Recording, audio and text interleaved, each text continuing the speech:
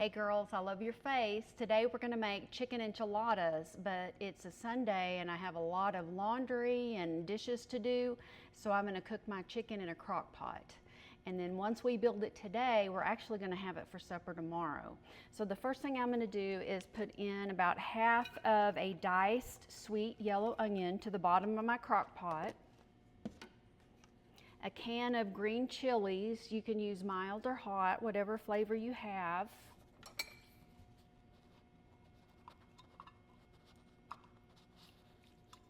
And then I have 2 leftover chicken breasts that I didn't cook this week that have been marinating in some of this Julio's seasoning. So I'm going to slide these 2 chicken breasts in. And add just a little bit of chicken stock to give it some juice. I'd probably say about half a cup. I'm going to let this go on high for 3 hours while I get the rest of my chores done, and then we'll check in once the chicken breasts are cooked. As part of the base for my enchilada sauce, I have the other half of the diced onion, and I have 2 of these Aloha bell peppers, and I'm going to break these down to cook along with the onions and the chilies that I'm going to make my sauce from. So I'm just going to de-seed these and put them into chunks that are a size that I can use on my chopper. I really like the uniform pieces all of these this little chopper makes for all my ingredients, so that they'll break down and sweat pretty quickly. So I'm just going to get the rest of this bell pepper ready and gather my other ingredients to make my enchilada sauce. Now I'm going to prepare some of the chilies that'll go into our enchilada sauce. I have a couple of different kinds. I have some Chiles de Arbol, some Ancho chilies, and these smell like kind of a raisin to me. Good background flavors. And then I have 2 different kinds of New Mexico chili. I've got a mild version and a hot version. And I'm just going to use a mix of these dried chilies. And so I'm going to take out the seeds and the stems and just leave the chilies, kind of break them up a little bit in my pan. I'm going to toast them, and then I'm going to add some water and chicken stock and let them simmer for about 15 minutes to rehydrate. And then I'll add them to, add a few more spices actually, and then add them to the blender to blend up. As part of the mixture, I'm also going to sweat off the onion and the bell pepper and kind of blend this all together and strain it and make our sauce. So I'm going to get all this dry chilies in a pan first, and then I'm going to heat them up to toast them a little bit before I add any of the liquid. I like a combination of the chilies. Some of them add spice, some of them add a roundness, and really you can make whatever mix of chilies that you like. I'm also going to add a cinnamon stick. Oh, I just did that in the wrong thing. A cinnamon stick and some oregano. So I'm just going to get this together and I'll show you what it looks like. So I have these dried chilies in a dry pan. I'm going to add 1 cinnamon stick, and you want to count however many you put in there so that you take it out before you blend your mixture up. I'm also going to add some Mexican oregano and just kind of move these chilies around to kind of wake them.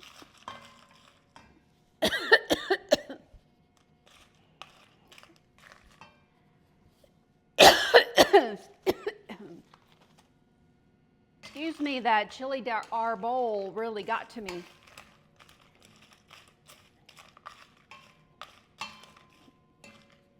I could smell all the chilies. So now I'm going to add, here's 4 cups of water.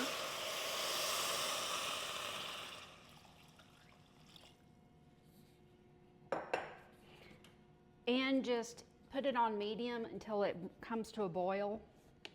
And I've got some chicken stock left over, so I might as well just add it now, give it more flavor.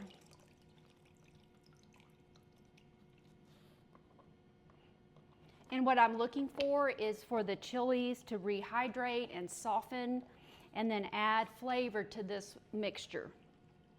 And then I can take the cinnamon stick out and put it in the blender and blitz it up until it's well combined. And this is also the base I use to make my chili. So either for enchilada sauce or if you want to make some chili seasoning. So I'm going to bring this to a boil and let it simmer for about 10 to 15 minutes, and I'll show you what it looks like. Okay, now I have switched my chili mixture off to the side, and I'm going to sweat down this. It's probably half of a large yellow onion and 2 small bell peppers. I'm going to add a little salt and pepper here. I like to season every layer of flavor to bring out the most in all your ingredients. So a little salt, a little pepper. And then once these are mostly cooked, then I'll add some garlic. So I'm going to let these go for 5-6 minutes, and then I'll add in the garlic. And by then we should be done with our chilies rehydrating. So I'll show you what it looks like next. Okay, my onions and bell peppers have softened quite a bit. They're smaller in size. Most of the moisture in the pan has evaporated. So I'm going to add a couple tablespoons of garlic and let that mix with the flavors of the bell peppers and onions. I'm going to cook off some of that raw garlic taste rather. And then once I can smell it's fragrant, then I know these are done. I can pull them from the heat. I am going to set them aside and let them cool a little bit before I add the mixture to the blender. Hot. And so now you can see that the water is boiling. The chilies are softening up. They're hydrating. And I'm just going to give them another couple minutes before we add these also, including the liquid, to the blender. To my sauce, especially when I make chili, I like to add a couple of prunes. It kind of mimics the flavor and brings out those Ancho chilies. I don't have those today, so I'm going to add a couple dates just for some natural sweetness to balance out all the spice that's in our sauce. Okay, the mixture's cooled just for a couple of minutes.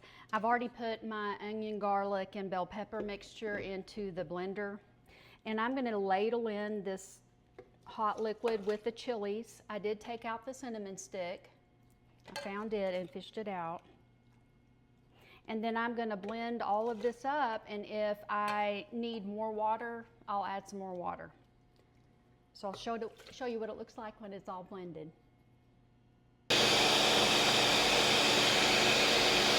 So now all the liquid and the chilies are well combined, and I'm going to run it through this through the strainer to take out any of the large seeds or pieces that I don't want in my final mixture. And what we're left with is just a silky smooth, delicious, complex enchilada sauce or base for your chili. I'll show you what it looks like when I'm done.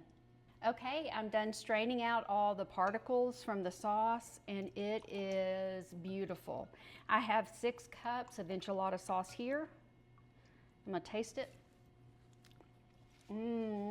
Spicy, a little front heat and then a little back heat. It's just lovely. So I'm gonna let my chicken finish cooking in the crock pot, and then we'll put them all together. Okay girls, I've taken my 2 chicken breasts out of the crock pot with a little bit of the onion and green chilies, and I have chopped it up into small pieces to make my filling. Sometimes if I don't have chicken breasts, I will just use a rotisserie chicken and do the same. So now I'm going to add this mixture to a glass bowl and add some of our enchilada sauce. This is what's going to go on the inside of the tortillas along with some cheese. So we just want enough to moisten the chicken and flavor it. We don't want too much sauce on the filling. I'm going to stir that around. Maybe just a smidge more.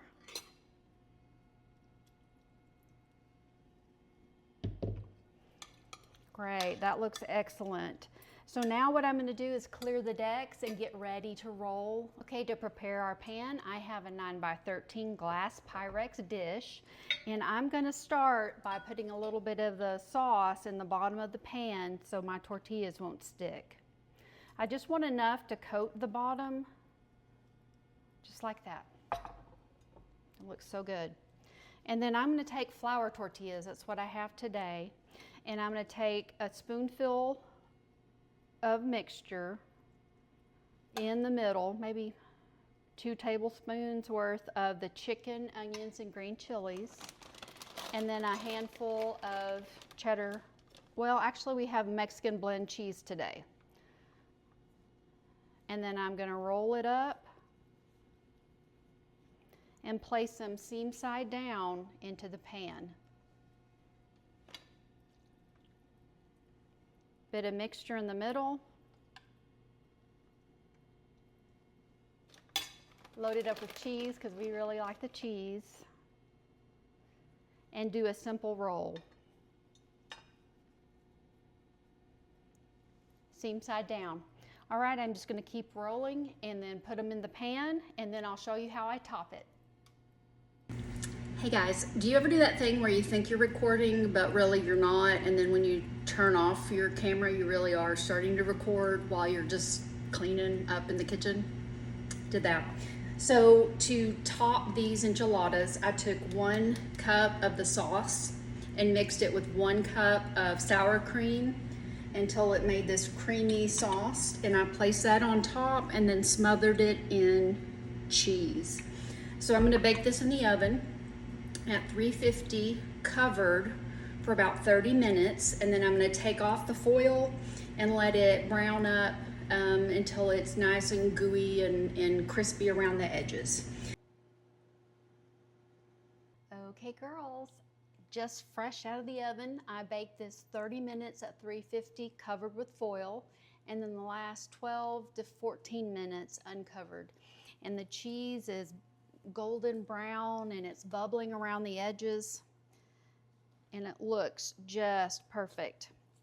This is going to be super hot, so I'm going to let it cool for a couple of minutes and then scoop it out onto my plate. I like to serve it with some corn and a dollop of sour cream. I tell you what, this is so good. It's got the spice and the heat from those chilies we made our enchilada sauce with. And of course, cheese is delicious and gooey, and that chicken breast that we slow cooked.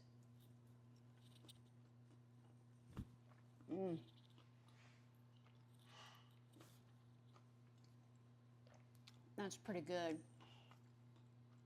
and so worth it. I hope you will make enchiladas and give them a try. I love your face. Make a difference.